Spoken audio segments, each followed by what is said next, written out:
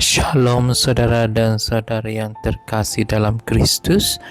Bertemu kita kembali dalam santapan firman Tuhan 16 Oktober 2025. Dan Injil yang akan kita dengar sebentar lagi diambil dari Injil Lukas bab 11 ayat 47 hingga 54. Bersama kita mendengarkannya. Tuhan bersamamu dan bersama rohmu.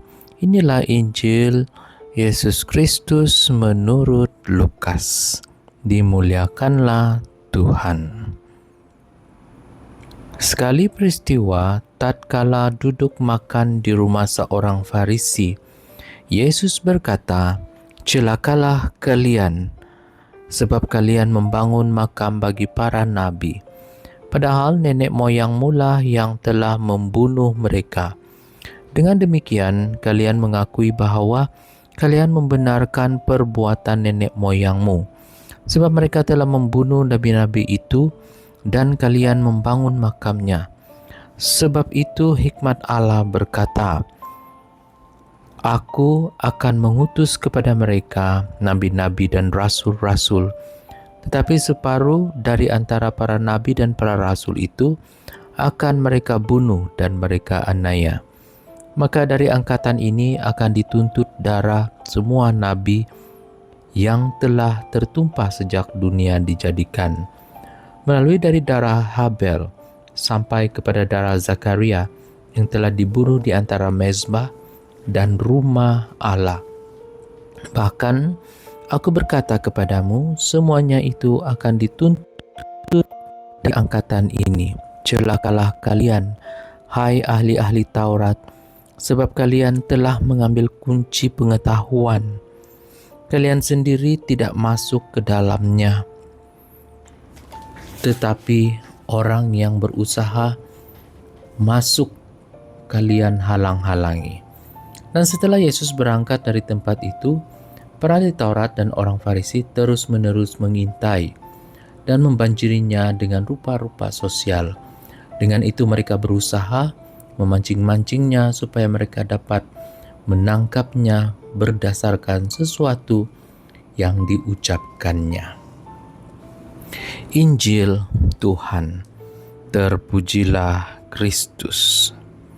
Saudara dan saudari yang terkasih dalam Kristus, dalam Injil hari ini, Yesus menegur para ahli Taurat dan orang Farisi karena kemunafikan mereka. Dan di sini kita dapat melihat bahwa Yesus menegaskan bahwa generasi ini akan diminta pertanggungjawaban.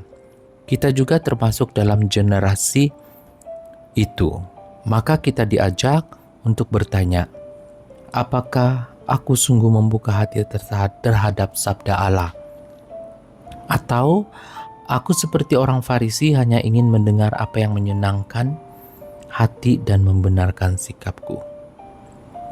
Nah, saudara dan saudari, kita perlu mengawasi diri, jangan sampai kita menjadi seperti para ahli Taurat yang menutup pintu kerajaan Allah bagi orang lain.